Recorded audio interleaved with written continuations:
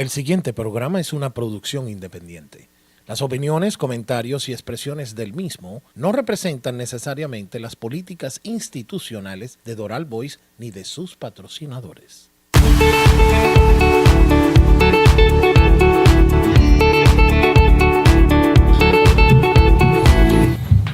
Estimados, muy buenas tardes. Yo soy José Ramón Villalobos, director del Venezolano Colombia. Son exactamente las 3:06 de la tarde aquí en la cabina de Doral Voice, que la verdad que yo me prometí decir la temperatura que teníamos, y la verdad que la temperatura empezó a ponerse un poco intensa por la invitada que tengo aquí en cabina, porque desde que llegamos empezamos como si fuéramos amigos, como dicen los amigos estos caraqueños, mis amigos de Caracas, como si los conozco de toda la vida.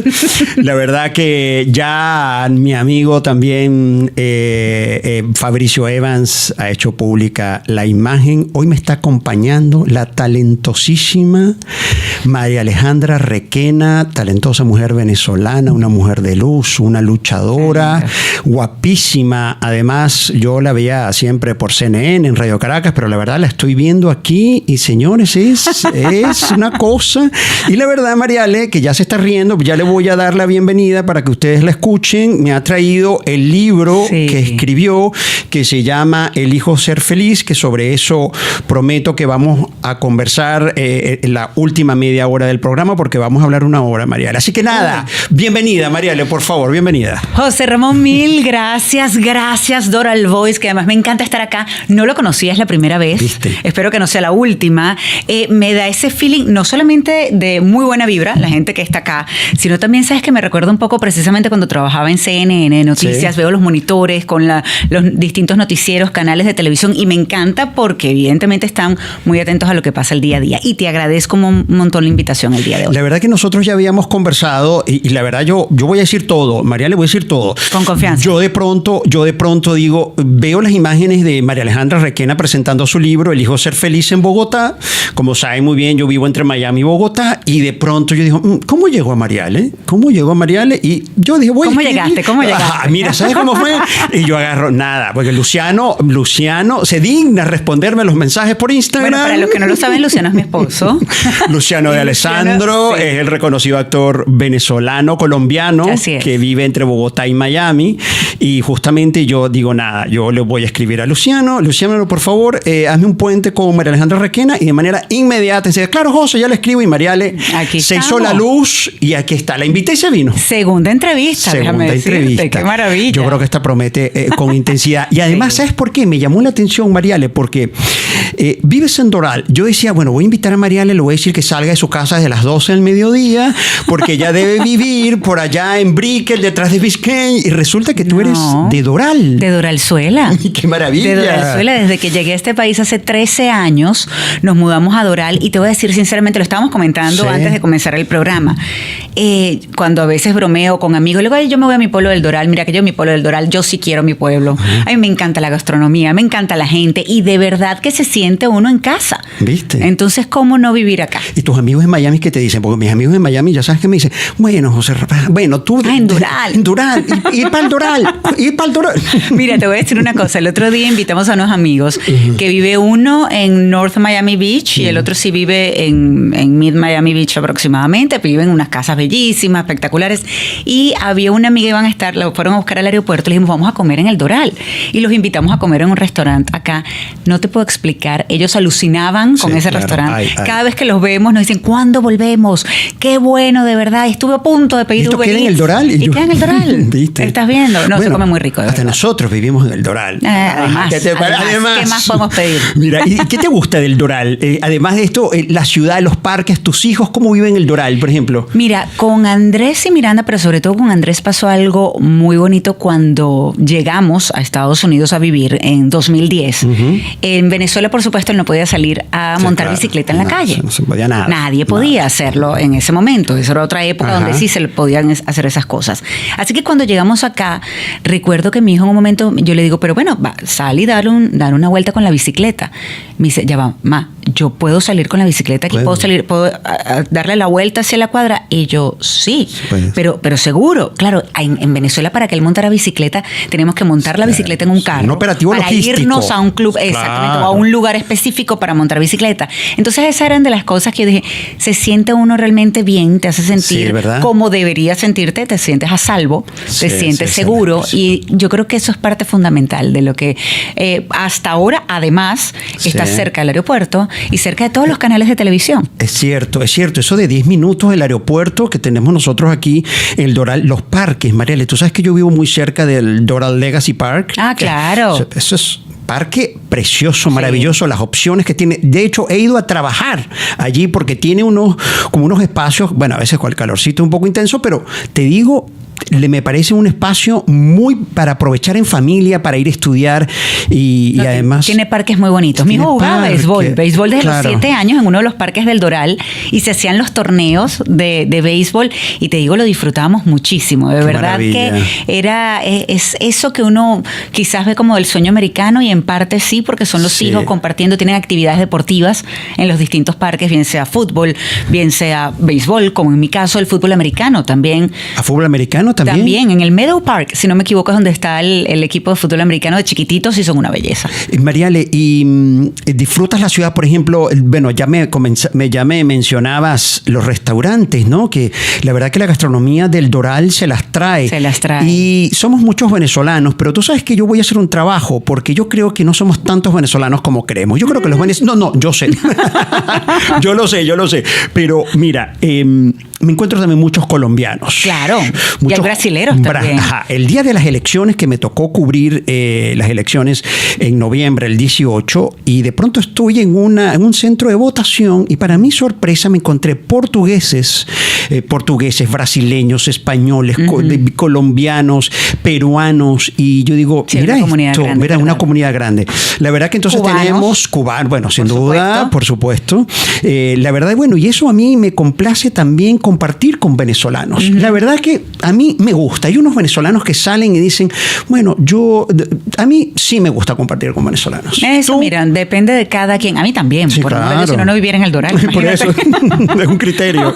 O en Miami, porque la realidad es que ya estamos regados por muchísimas partes, no solamente de Miami, que decirlo, del mundo, pero hay mucho venezolano acá. De hecho, yo recuerdo cuando recién llegamos en 2010, conseguías, por supuesto, había restaurantes venezolanos, en el Doral, en Weston también había, pero en el Doral había gran variedad, no tanto como ahora, que hay mucho más y uno puede elegir, darse el gusto de elegir. Pero, por ejemplo, en Brickell, yo trabajé en Brickell con CNN en español por un buen tiempo, 10 años en CNN en español, 8 en Brickell y ya luego 2 ya más cerca de acá.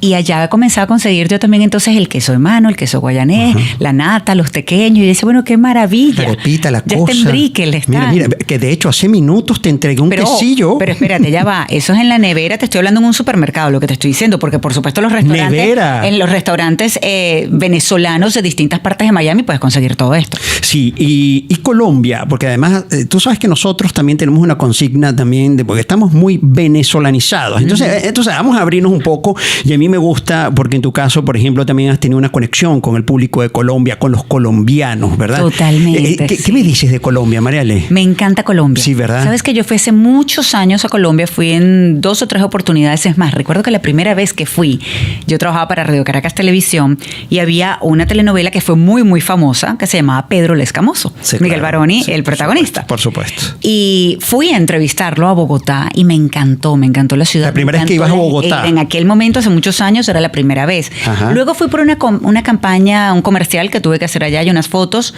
Y después comienzo a ir, por supuesto, ya cuando empieza esta relación con Luciano. Claro. Y no solamente era Bogotá y su gastronomía, que por cierto también es maravillosa. Maravillosa. El tráfico no me encanta tanto, como tampoco me gustaba el que había en Venezuela hace muchos años, o el de Perú, por ejemplo. Entonces, que es palabras mayores lo que estás hablando. Palabras mayores, exacto. Pero, por ejemplo, conocí Cartagena. ¿Viste Cartagena? La primera vez que fui a Cartagena me enamoré de Cartagena. Bueno, tanto que nos casamos ahí, en las afueras de Cartagena. Perdón, me estás hablando con un tema, Mariale, que yo creo que, bueno, yo voy a cerrar estos micrófonos micrófonos, porque Santa para mí hablar Marta Cartagena, también, mira eso. Santa Marta, hacer la caminata que es ecológica, también del Tayrona, que es espectacular. No, mira, de verdad que Colombia tiene lugares bellísimos, su gente siempre me ha tratado muy bien. No, maravilloso. Y para muestra un botón, porque cuando hago el lanzamiento del libro, te vimos en la Feria Internacional del Libro de Bogotá, era impresionante la cantidad de venezolanos, pero también de colombianos. Habían colombianos, que se acercaban. claro. Sí, no, muy lindo. La verdad que ya para cerrar con este mensaje que estamos transmitiendo, amando a Colombia también, porque Cartagena, la verdad que las atmósferas que uno consigue en Cartagena, yo he ido a Cartagena como 30 veces de mi vida, Mariale. Yo estoy loca por volver. No, Cartagena es una ciudad, y para quienes no conozcan Cartagena, justamente queda en el Caribe colombiano, muy cerca de Barranquilla, muy cerca de Santa Marta. La ciudad amurallada es una cosa realmente, y unos restaurantes y unos espacios preciosos. Es mágica, realmente. Esa es la expresión. Es así es. De hecho, una vez yo traté de irme con un grupo de amigos argentinos y es, ¿para dónde vamos? Vamos a Cartagena. Ay, ¿y qué onda Cartagena? ¿Viste? ¿Cómo es Cartagena? Y yo decía, ¿qué le digo? Yo, mira, Cartagena es una cosa mágica. Así es. Son tardes mágicas. Mariale, entonces tú, ¿cuándo sales de Venezuela y en qué circunstancias? Ya vamos, así que preparados, que ya arrancamos. ¿Cuándo sales de Venezuela y por qué? Yo salgo en 2010 de Venezuela. En 2007 cierran Radio Caracas Televisión. Sí. Luego abren RCTV Internacional, que era un canal por cable. Yo seguía trabajando en RCTV Internacional. Inclusive comencé a hacer radio en aquel momento. Pero luego fueron pasando varias cosas, entre ellas un secuestro express que nos hicieron a Ismael, mi primer esposo. Con Norquis Batista. Con Norquis, exactamente. Cuando yo estaba yendo a buscar a mi hijo. En casa de tu mamá, ¿no fue? A mi mamá, exactamente. Entonces, claro, eso iba sumando un día que en realidad yo me voy a una manifestación de estas por lo de Radio Caracas Televisión y me quedo sin batería el celular. Mi esposo no me conseguía, por supuesto, y yo aparezco horas después cuando lo llamo de otro teléfono y le digo, estoy en tal parte, ¿cómo es posible? Ya salgo a buscarte. Salió a buscarme y me dijo de todo, realmente. ¿Tú no puedes salir? Me dijo algo que yo sinceramente me negaba a escuchar, que no quería escuchar porque yo no me quería ir de mi país. Esa era la verdad. Tú siempre dices eso, Mariale, que tú no querías salir de Venezuela. Yo salí llorando de Venezuela. Y te voy a decir una cosa, los primeros 2 años, bueno, en estos días, por cierto, estaba hablando con la esposa de un amigo y ella está muy mal porque se fue de Venezuela. Ya deben tener acá como unos 8 meses. Y ella está muy mal, no se termina de acostumbrar. Y yo traté de ser lo más honesta posible. Le dije, mira, a mí me tomó unos 2 años aproximadamente entender que pues este era mi nuevo hogar y no me quedaba otra. Yo los primeros 2 años estuve llorando casi todo el tiempo. Sí, esa es mi verdad. Sí, claro. Por supuesto el esposo me quería matar porque decía, ¿cómo le vas a decir eso? Todavía falta año y medio para que siga llorando. Yo no, hay personas que se adaptan muy rápido. Sí. Y qué maravilla, no fue mi caso. A mí me costó un montón salir de Venezuela. Lo hice porque mi esposo en aquel momento me dijo, yo entiendo que quieras a Venezuela, yo entiendo que quieras a Radio Caracas Televisión, pero tienes que querer más a tus hijos. ¿Qué hago yo con este par de niños si a ti te pasa algo? Un adolescente en Caracas, imagínate. ¿Cómo se hace? Yo te voy a decir una cosa. Qué difícil. Por eso fue cuando mis sobrinos, por ejemplo, nosotros somos 3 hermanos, el del medio, toma la decisión de irse de Venezuela, él también. Yo creo que si alguien estaba más negado que yo a irse del país era él. Y toma la decisión porque llega un momento donde sus hijos ya estaban entrando a la adolescencia y dice, ¿cómo les digo que no? Para salir, que vivan su vida. También en parte una etapa de la adolescencia. No es que es de loquear y andar en la calle, pero era muy riesgoso. Y es cuando entonces él toma la decisión por la seguridad de sus hijos y por tratar de darle un futuro mejor. Y lo triste es que yo crecí creyendo que nunca me iba a ir de mi país, que mi futuro, hasta ahí. que me muriera, iba a estar en Venezuela. Lo triste es que muchos en los últimos años no ven un futuro en Venezuela y por eso han tenido que emigrar, por eso nos hemos tenido que convertir en inmigrantes. Fue mi caso, por buscar una seguridad para mis hijos y que tuvieran una vida normal, normal de pasear bicicleta en la calle, por ejemplo. Sí, que hablábamos. Y cuando justamente vienes a Miami y decides Miami, ¿no? Decides venirte aquí a Florida. Decido Miami porque pues la televisión de habla hispana, el centro principal era Miami. Sabemos que tanto Univision como Telemundo tienen pues sedes en distintas ciudades de Estados Unidos, pero la principal era Miami. Y de paso había una cercanía pues maravillosa que en aquel momento era solamente 3 horas en avión y ya estabas en Venezuela o viceversa. Entonces decidimos Miami por eso, porque pensamos que podían haber más oportunidades. Recuerdo a mi esposo también entre todo aquello que me dijo en ese momento, me dijo algo que es muy cierto. Me dice, ¿qué vas a esperar? Que se esté yendo todo el mundo en bandada, vas a tener menos oportunidades.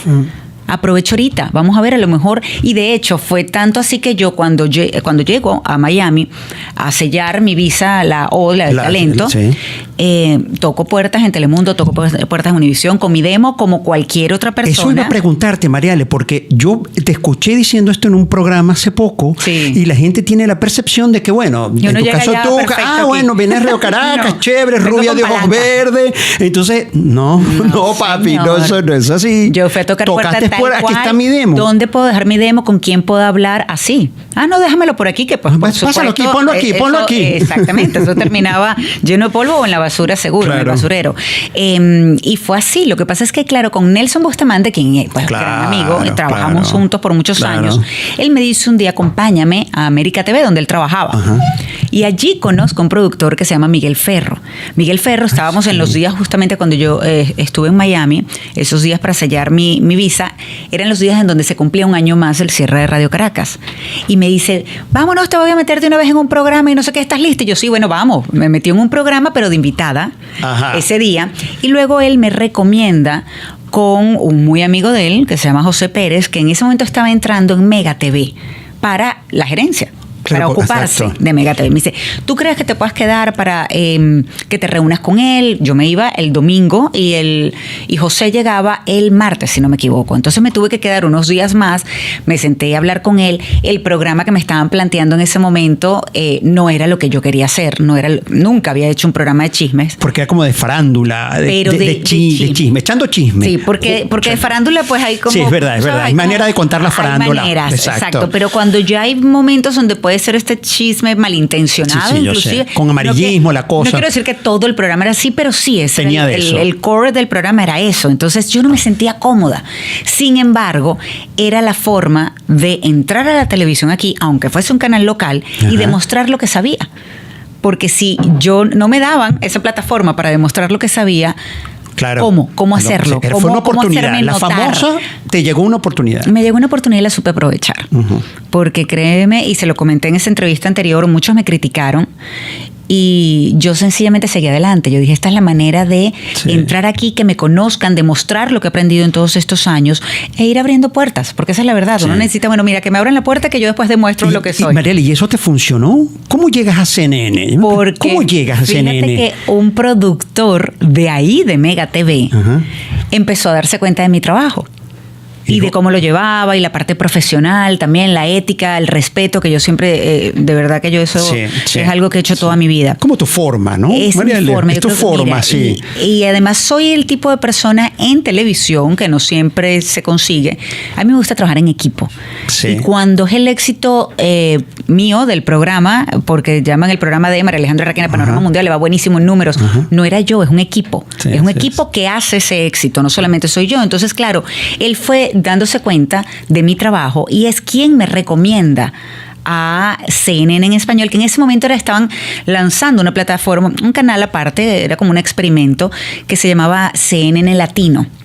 Yo voy y me reúno con la persona encargada del Buró de Miami y comencé, me dice, ¿cómo estás con el tema de contrato y todo esto? Y le digo, no, mira, se venció mi contrato hace 2 meses, así que pudiera ser.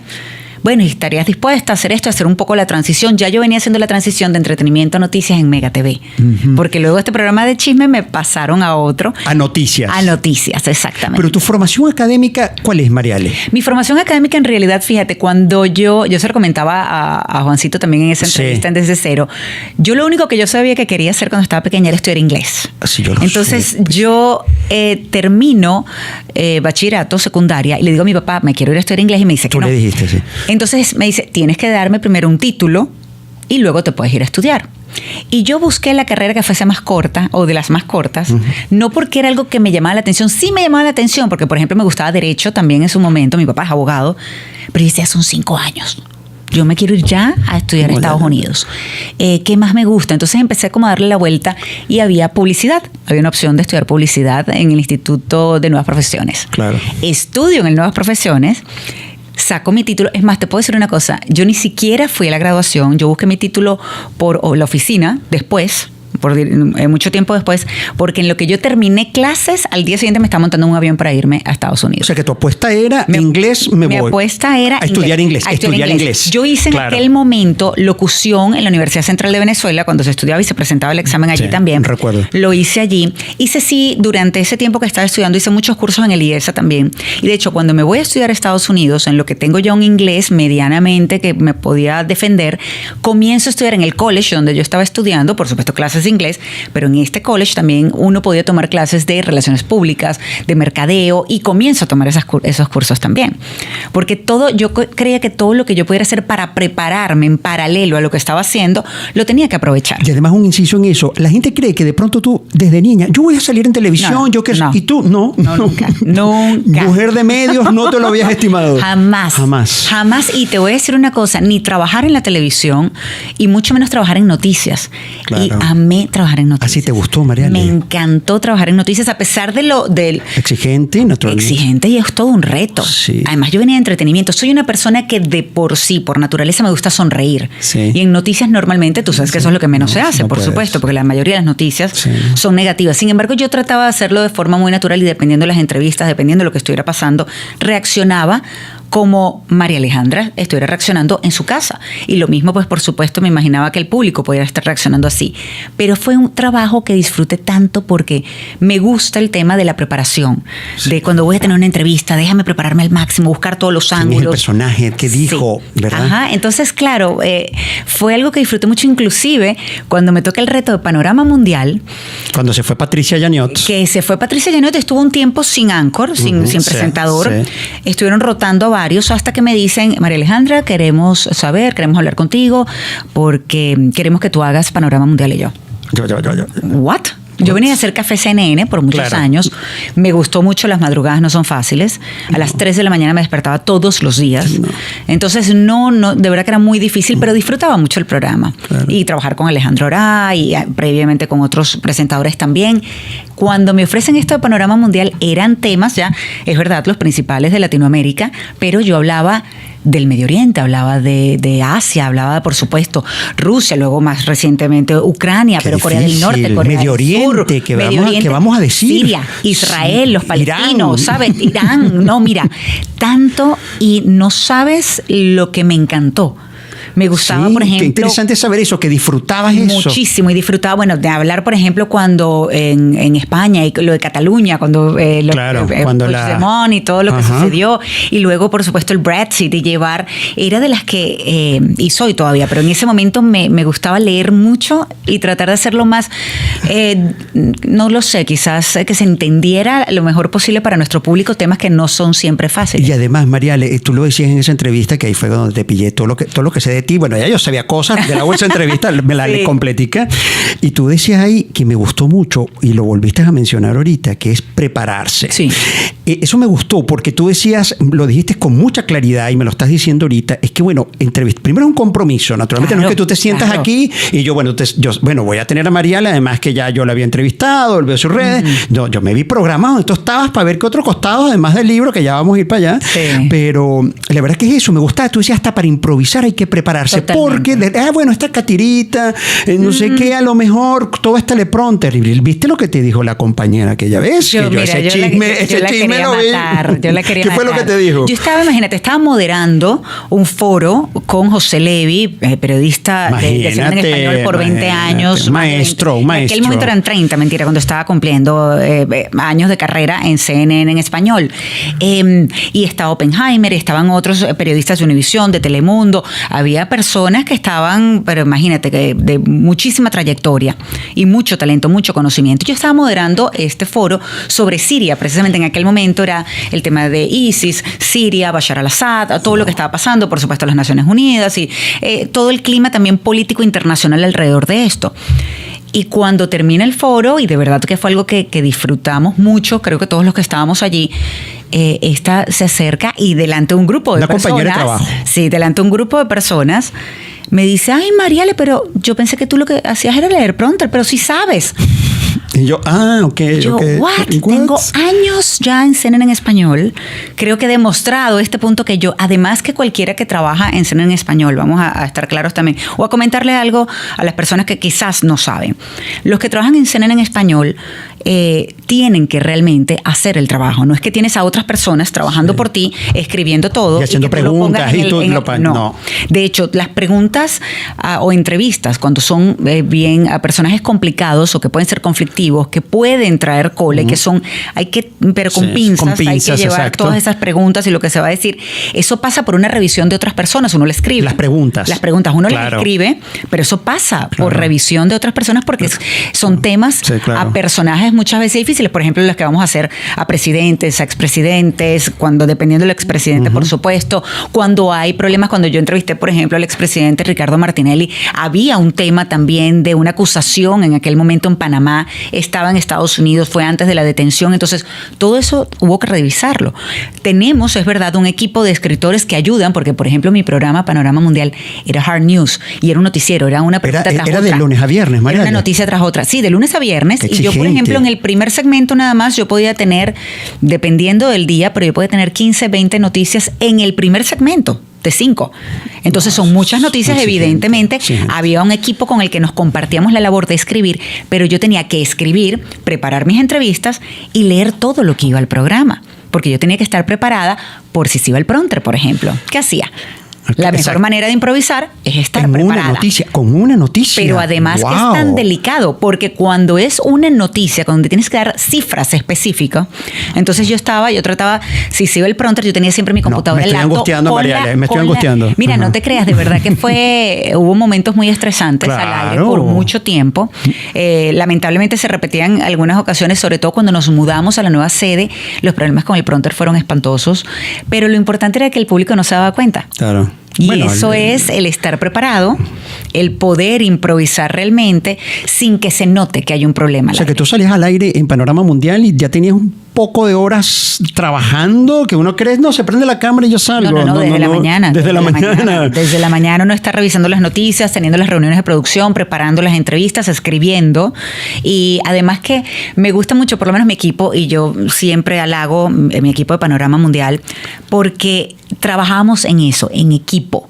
Cuando el copieditor, por ejemplo, el que hacía la última revisión a todo, de repente me cambiaba algo, me decía, María, le tengo que cambiar esto por esto y por esto y por esto. Y yo, ya va. Pero mira, aquí salió esto y esto y esto. Entonces yo creo que esta forma, esto se puede malinterpretar si lo dejamos así. Vamos a hacerlo con esto y damos la otra. Entonces, claro, era nutrir realmente el programa para que saliera el mejor resultado posible.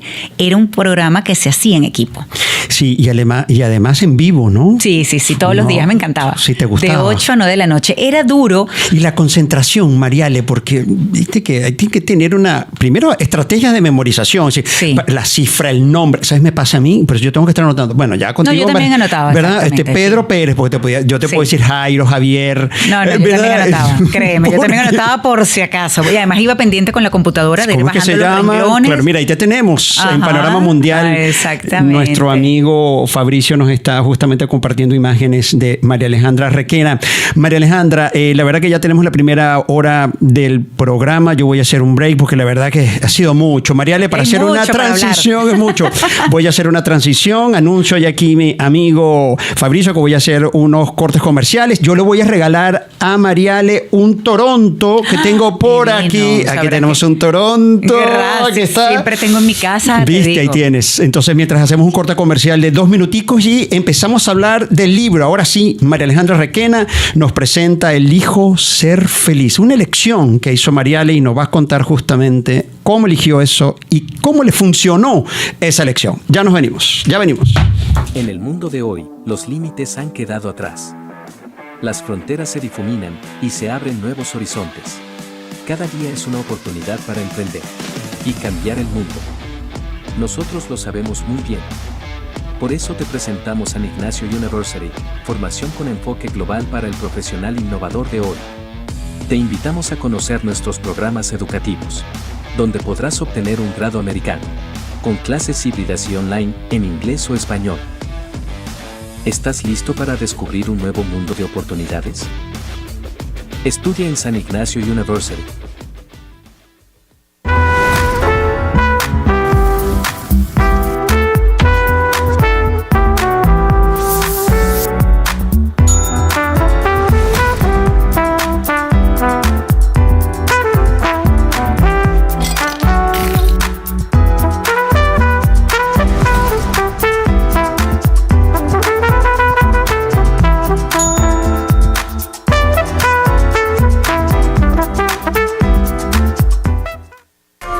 llegar aquí a Kintsugi ha sido súper maravilloso. Desde que entras, todo el ambiente es acogedor, huele rico, la iluminación es perfecta, la atención es excelente. Desde que llegas te atienden con mucho cariño. Yo le invitaría a todas las personas que realmente necesitan una experiencia un poco más allá de lo tradicional, a que necesiten un poco de cariño a nivel más profundo. De verdad que este es el lugar ideal, porque no solamente te tratan el cuerpo, sino todos los sentidos y las emociones. Y de verdad que sales completamente renovado.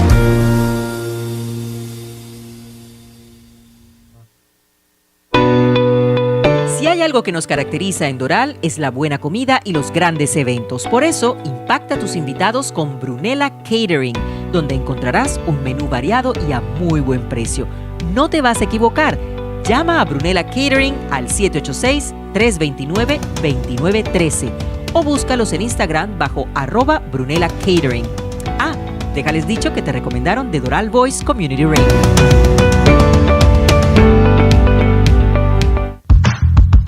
En tiempos difíciles, una celebración puede ser bien costosa. Eternity Events te puede ayudar a decorar y preparar tus fiestas con excelencia y calidad.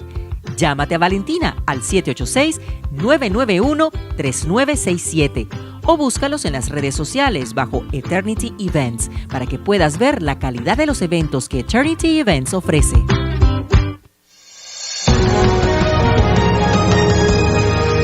El Venezolano News, decano del periodismo de primera por más de 30 años en el sur de la Florida. Búscalo semanalmente en múltiples puntos de Doral o visítalos en su página web elvenezolanonews.com. Señores, estamos aquí ya al aire, son las 3:37 de esta tarde de jueves en Doral. Y como ya han visto, me acompaña María Alejandra Requena, que hemos estado charlando chéverísimo, en confianza, compartiendo con toda nuestra audiencia experiencias de migración, experiencias profesionales. Pero ahora vamos a conversar justamente sobre este libro que me ha traído María Alejandra para mostrárselo a todos ustedes, que se titula Atrévete a renacer en medio de la oscuridad, elijo ser feliz. ¿Qué es esto, María Alejandra?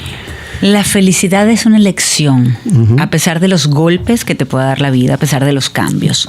¿Por qué digo esto? Y en el libro cuento un poco lo que ha sido esos cambios en mi vida, esa montaña rusa de emociones, esos distintos duelos que viví, que no sabía en su momento que era un duelo. Por ejemplo, cuando me fui de mi país, fue un duelo. Sí. Pero en ese momento no me daba cuenta que lo estaba viviendo. No reconociste que estabas viviendo un duelo, interesante. Como con el cierre de Radio Caracas Televisión, tampoco. Yo sabía que dolía y era muy fuerte, sí, pero no lo reconocí como un duelo hasta que llegó el peor de todos, como lo cuento en el libro, que es la pérdida de un ser querido. Cuando eso ¿A quién perdiste, sucede, Mariale? ¿A quién perdiste? A quien fue mi esposo y compañero de vida, padre de mis 2 hijos, por 26 años. Nosotros estuvimos cerca de 26 años juntos. Para cuando él fallece de manera repentina, le dio un derrame cerebral. Yo estaba trabajando, además. Mis hijos estaban solos con él. Miranda de 12 años, Andrés con tan solo 15 años, recién cumplido, pocos días de haber cumplido los 15 años. Y sabes que yo estaba todavía, después de cerca de 26 años, muy enamorada de mi esposo. Por eso cuando sucede y de la forma que sucede, pues por supuesto fue un shock. Yo no entendía lo que estaba sucediendo. Además, no estabas acá. Estaba en Perú trabajando con CNN en español. Estaba en Lima cubriendo la Cumbre de las Américas. Y yo recuerdo que la noche anterior yo hablé con Ismael. Pues como todas las noches habíamos hablado mientras que yo había estado ahí en Perú trabajando. Estaba perfecto, no se sentía mal, no había nada que indicara que podía haber algo mal o que podía suceder algo. Me despido de él contándole que habíamos preparado entre Alejandra y yo esa noche para el día siguiente, para el programa del día siguiente, 9 entrevistas y que íbamos a entrevistar a este y al otro y al otro. Pues, por supuesto era una reunión de presidentes, expresidentes, cancilleres en Lima. Y él me contó de el juego del Real Madrid, era muy fanático del Madrid. Me parecía de verdad haber nacido en esa ciudad española. De nada. Me despido, me acuesto a dormir, me despierto a las 2:30 de la mañana hora de Lima, 3:30 de Miami.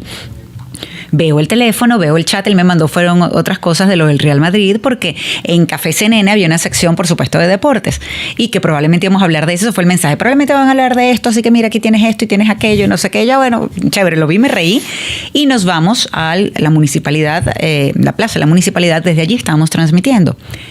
Y cuando ya yo estoy lista, estoy en una mesa parecida a esta. Vas a salir al aire, ¿no? Ya estaba maquillada, peinada, tenía el apuntador puesto, estoy en la computadora, el productor está enfrente de mí y estoy, claro, escribiendo, haciendo las últimas anotaciones y se ilumina la pantalla de mi teléfono. Eran 4:37 minutos de Lima, 5:37 de Miami, pero no me extrañó que se iluminara a esa hora porque pues mi productora estaba en Atlanta.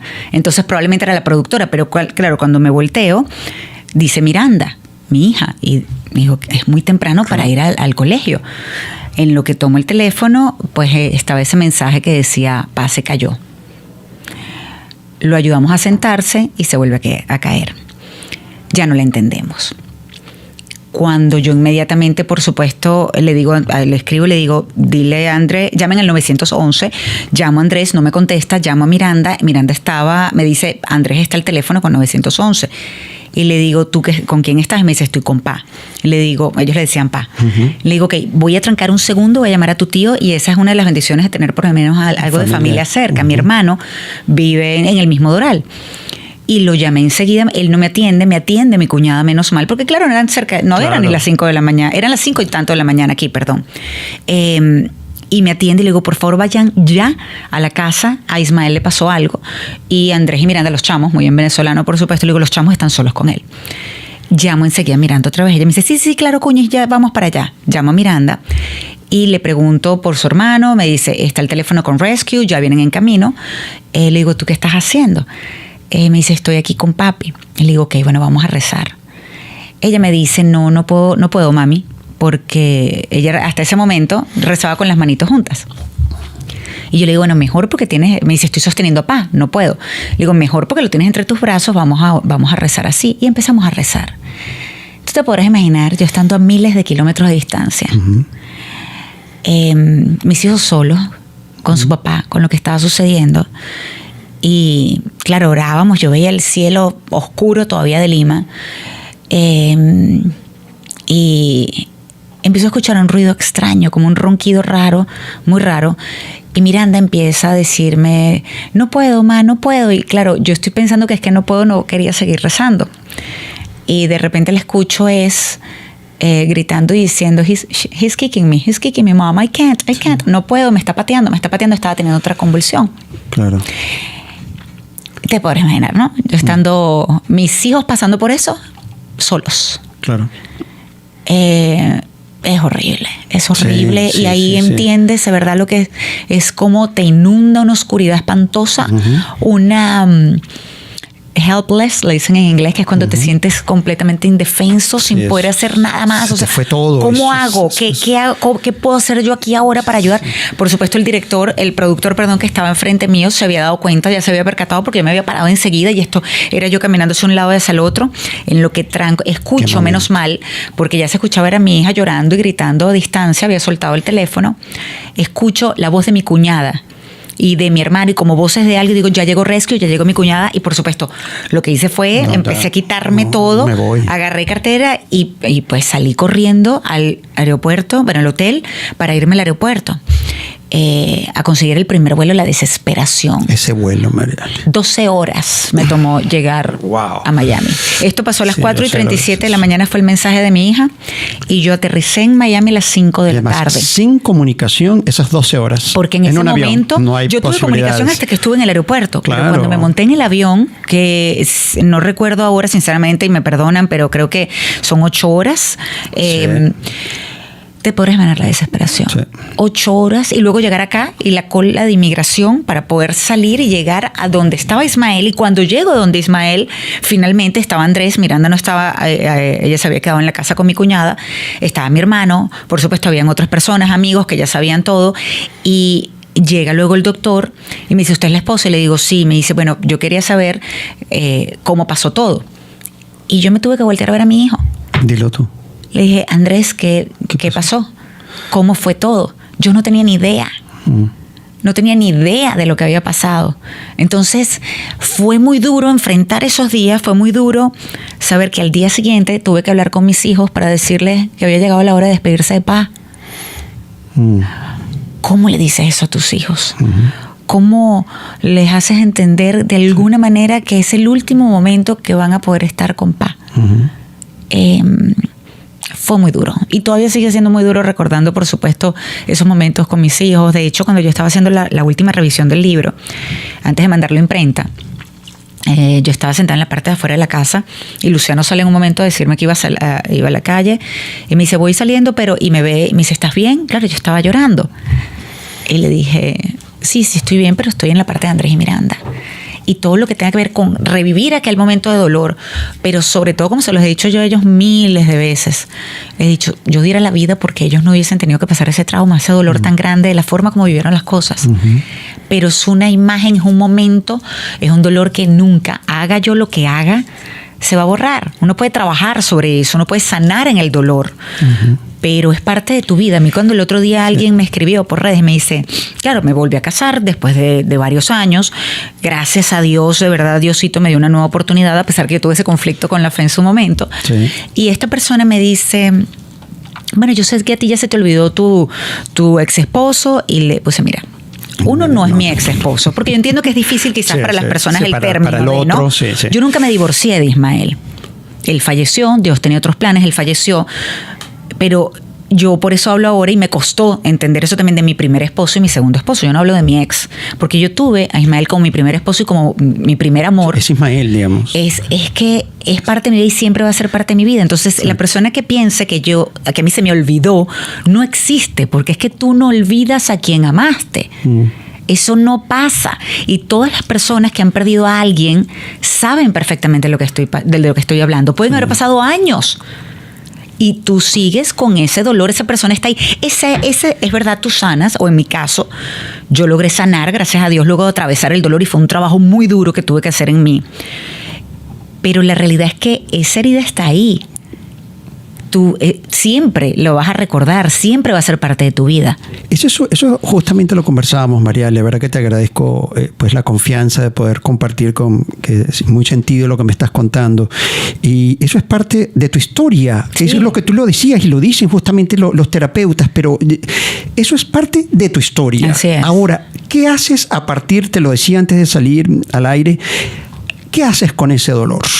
Y además, lo primero, reconocer el dolor, y ahí va mi próxima pregunta, reconocer el duelo, trabajar el duelo y entender que estás atravesando el duelo. ¿Cómo lo viviste? ¿Cómo lo elaboraste? Es inevitable entender en un punto el duelo, porque primero estás con el shock y no entiendes realmente qué es esto que está pasando, que tu vida se está destrozando, se está cayendo a pedacitos, y al mismo tiempo tienes que buscar la manera, en mi caso, de equilibrar, si es que se podía equilibrar, lo que estaba sucediendo con mis hijos. Entonces fue muy duro. Yo me negaba, y sin embargo era imposible. Muchas veces pues evidentemente me quebraba, lloraba, me ponía muy mal, pero trataba de mantenerme, ¿sabes?, con esa entereza, con esa coraza.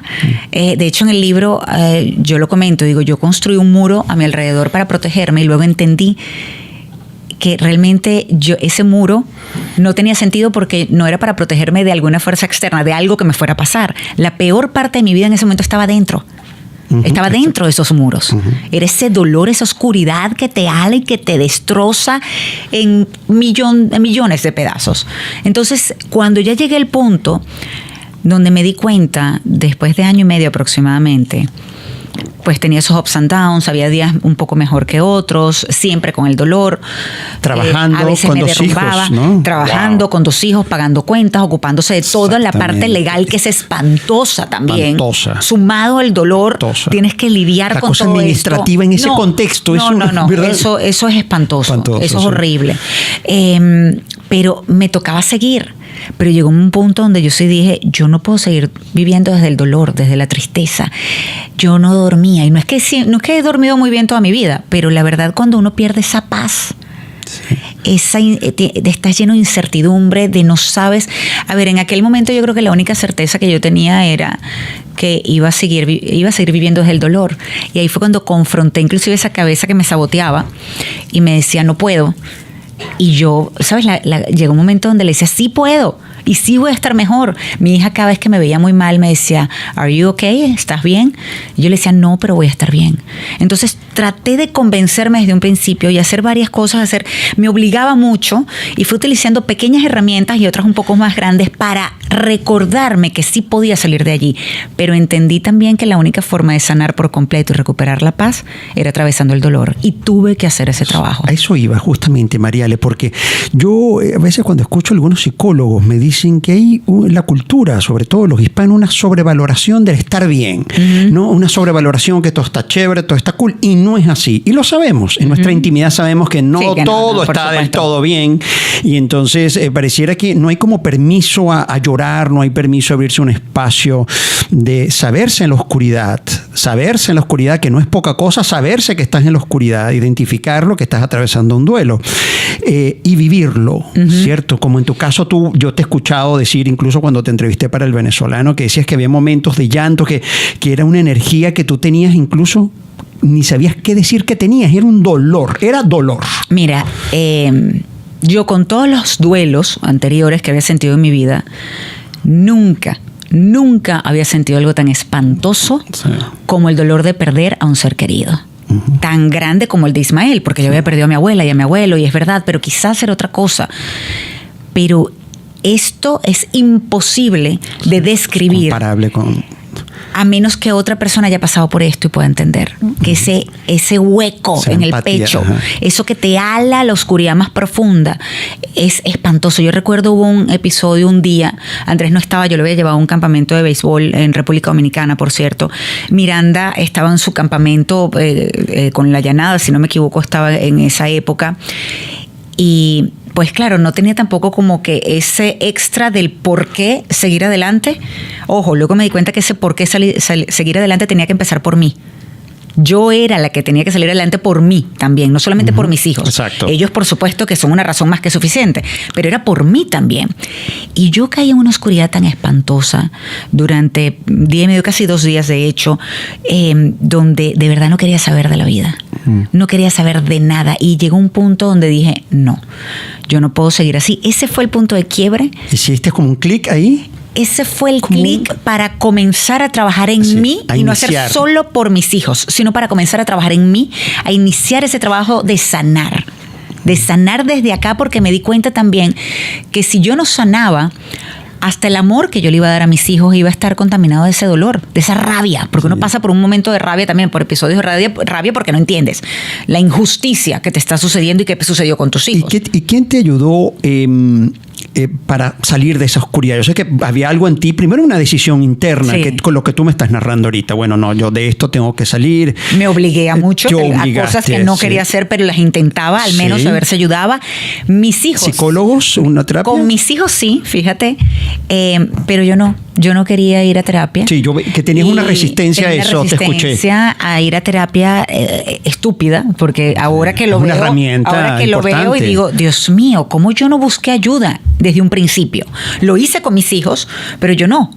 Mis hijos fueron los que me pidieron que fuera a terapia, porque veían algo que yo no me daba cuenta, y esa es la parte buena de escuchar también, y la parte buena de un terapeuta, en dado caso, que te ayuda a ver las cosas desde otro ángulo, otro punto de vista, y de repente tú puedes hacer clic y decir, es verdad. Entonces, en aquel momento, aunque yo no quería ir a terapia, me obligué también a ir a terapia porque mis hijos me lo estaban pidiendo. Y mi hijo me lo dijo, si tú me obligaste, ¿por qué nos obligaste a ir a terapia? Y tú no has ido. Porque yo a Andrés lo obligué, él no quería. Claro. Pero claro, era menor de edad, yo lo podía llevar. Les hice caso, comencé terapia. Y fíjate, no fue que hice clic inmediatamente con la terapeuta, ni mucho menos, pero la escuchaba. Y me llevaba la tarea a la casa. Yo decía, ok. Y las reflexiones quizás te ponían a trabajar, claro. Me ponían a trabajar, me ponían realmente a pensar, a decir, ok, quizás puedo cambiar esto, quizás puedo hacer esto. Pero no me sentía completamente a gusto y dije, ok, aquí todavía hay trabajo por hacer. Ella también me dio, por supuesto, algunas herramientas. Y es cuando decido, como me dijo mi hija mucho tiempo después en otro tema, que era como terminar de quitar la curita. Tienes que hacerlo de una sola y tienes que enfrentar de verdad. Y en ese momento es cuando yo tomo la decisión de irme a un lugar sola, porque hasta ese momento nunca había estado sola, a menos que hubiese viajado por trabajo, pero de resto igual estaba en el trabajo, estaba con muchas personas. Claro. Y siempre trataba de mantenerme distraída como un robot para no sentir. Esa era la verdad. Y decido irme sola, que puede ser, ojo, porque muchas personas me han preguntado, ¿cuál es ese retiro al que fuiste? La verdad que el lugar influye, pero puede ser, como digo, el terapeuta, el mejor terapeuta del mundo, el mejor lugar del mundo, pero si tú no haces el trabajo, vas a perder el dinero. Así es. Estás botando Y el dinero. tiempo, completamente. Entonces yo en ese momento, en ese retiro autoimpuesto, yo confronté a Ismael. ¿Y por qué digo confronté a Ismael? Porque cuando uno pierde a alguien así, de esa manera, me quedé sola con mis 2 hijos, pues sí, hay un sentimiento que yo no quería admitir, que era de abandono. Y al mismo tiempo entendía que él no tenía la culpa. Pero uno se siente abandonado. Claro. Uno se siente, no está, estoy yo sola con todo esto, con todo lo que pasé me con dejaste Andrés. sola, te preguntabas, me dejaste aquí. Exactamente, y se lo cuestioné, lo hablé, o sea, Claro. era como Sí, que se sí, lo yo estuviera sé, viendo sí, y claro, le dije o sea. de todo, pobre, y al mismo tiempo era una cosa tan extraña porque le decía de todo, al mismo tiempo le pedía perdón porque Claro. sabía que él no tenía la culpa. Mariale, bueno, imagínate todo lo que hemos hablado, Mariale, y todavía tenía otras preguntas. Yo sé, en se nos termina el relación, tiempo, ya ese es se el nos está problema con terminando esto. con estas cositas. Pero yo quiero, antes de terminar, primero entonces todo lo que me estás narrando está reflejado en este libro. Además, Sí. debo decirlo que tiene, ¿cuántas páginas tiene el libro, Mariale? 378, Wow, creo. Sí, esto O por tiene allí. 300. No, más, 82, creo que dice allí. 380 y ya va que ya yo estoy viejito. Ajá, 387. Les prometo que yo no quería hacer un libro tan gordo. Ajá, Yo pero pensé mire que iba a todo ser el cuento. mucho más corto. La parte buena es que todo el que lo ha leído hasta ahora ¿Qué te dicen? me dicen, Ya lo voy a leer y tú vas a decir. me dicen que conectan, que no pueden soltar el libro una vez que lo comienzan, que es el libro que se han leído más rápido en su vida. Y mira, los comentarios han sido tan bonitos porque me dicen, conecto con historias de tu libro de una manera u otra, me hacen reflexionar. No, hay personas que me dicen, por supuesto, he perdido a mi hijo, a mi Claro, mamá. toda la Hay otras experiencia. que me dicen, no he perdido a nadie, gracias a Dios, pero conecto con tantas otras cosas, me veo reflejada allí y me doy cuenta que realmente sí, el ser feliz es una elección y depende de ti trabajar en ello, cambiar muchas cosas de ti, de tu personalidad, de cosas aprendidas de toda la vida para tratar de ser tu mejor versión. Y qué carrizo, en mi caso, para tratar de tener paz y volver a ser feliz, sonreírle a la vida, y la vida me sonrió otra vez. Sí, porque bueno, muy ya bonito. nos queda un minuto y la verdad que a propósito de lo que está diciendo, le sonrió con mi amigo Luciano de Alessandro, Sí. reconocido actor colombo-venezolano a quien queremos muchísimo. Y bueno, estás viviendo una relación con Luciano que Luciano fue así como, yo creo que esta gente que... Yo no entendí, todavía no entiendo Es verdad mucho. que está Todavía no pasando. entiendo. Y este tenemos pana... sí, tenemos más de un año casados y todavía no entiendo. Y este pana que me vino a decir a la vida, ¿verdad? Luciano, Sí, ha sido qué como una sorpresa. luz. Qué sorpresa. Qué sorpresa tan bonita, llena de luz. Pues por supuesto con sus ups and downs, con todo como las relaciones, pero mira, se siente tan bonito. Es un amor tan lindo y mucho más consciente, porque cuando me han preguntado cuál es la diferencia, es un amor más consciente. Sí. Ya después de haber perdido un amor, créanme que lo valoro un montón, aprecio cada instante y no me quedo pegada en tonterías, de verdad Sí, que no. ¿verdad? Y Estás más gracias a Dios nos llevamos ejecutiva en muy las bien. emociones, yo creo, ¿no? Es que sabes que ya tienes más conciencia, entonces te das cuenta cuando te molesta algo que no debes, y tú dices, no vale la pena. Es que no vale la pena, esa es la verdad. Y además, María, después de haber vivido ese dolor, una vez un amigo me dijo, después de esa experiencia, ¿qué? Exactamente. Después de eso, ¿qué me vas a decir? Señores, son las 3:58. Ha sido una tarde preciosa y maravillosa. Ay, gracias, Con mi de queridísima verdad. amiga María Alejandra Requena, compatriota, colega también de los medios, de las cámaras. Bueno, Mariale, ya para terminar, desafortunadamente ya es una hora hablando, Mariale. Yo lo sé. Todo lo que dijimos. Más lo que dijimos Dios antes de mío, salir acá, de comenzar la entrevista. todo lo que nos dijimos. Mariale, gracias, mi querida. No, a ti. Mira, tienes esta cámara para despedirte de toda nuestra gente querida de Doral Voice y de El Venezolano. Bueno, a todos los que están en sintonía de Doral Voice, muchísimas gracias por no solamente eso, por acompañarnos, sino también por el cariño. A toda la gente del Venezolano, mil gracias también. A ti Pero, por favor. estas palabras, por esta entrevista, por elegir siempre ser feliz, porque déjenme decirle una cosa. Sí, es verdad, la vida está llena de cambios, de golpes muchas veces, pero la elección de cómo seguir adelante es tuya. En mi caso, y espero que tú también siempre elijas ser feliz. Bueno, yo me quedo con esa frase, yo también voy a decirlo. Elijo ser feliz. Y así termino esta tarde maravillosa de Osvaldo Comenta.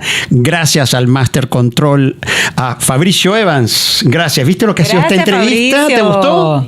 Gracias, Fabricio. Ha dicho increíble, pero yo creo que Fabricio se lo dice a todos. ¿Tú le dices Sí, a yo todos? creo que es eso. Yo No, lo estuvo sé. estupenda. Yo lo sé. Y Osvaldo Mi también. gente, mi gente querida. Nos vemos. Chao.